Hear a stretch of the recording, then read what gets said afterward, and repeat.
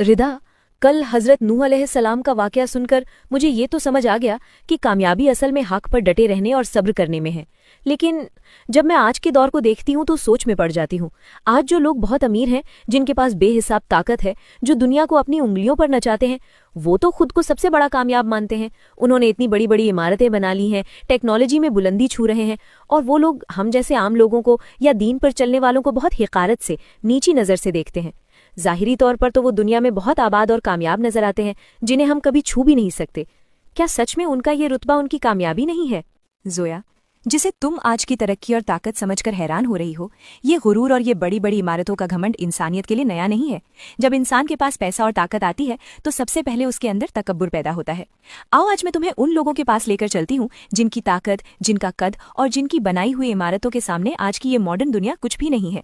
ये वाकया है हजरत हूद अलैहिस्सलाम और कौम आद का, जिन्होंने दुनियावी कामयाबी को ही अपना खुदा मान लिया था। यमन के अहकाफ इलाके में एक कौम आबाद थी जिसे कौमी आद कहा जाता था।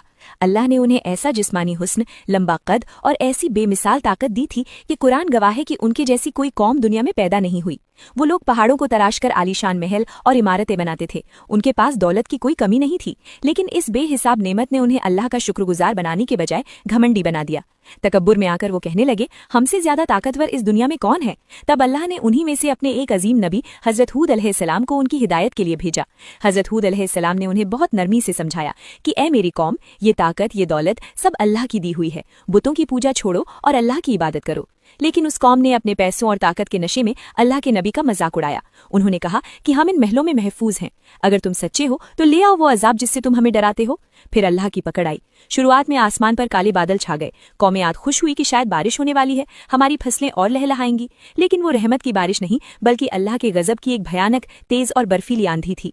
लगातार 7 रात और 8 दिन तक वो तूफानी हवा चलती रही। उस हवा ने उन ताकतवर इंसानों को जमीन से ऐसे उखाड़ कर फेंका जैसे वो खजूर के खोखले तने हों।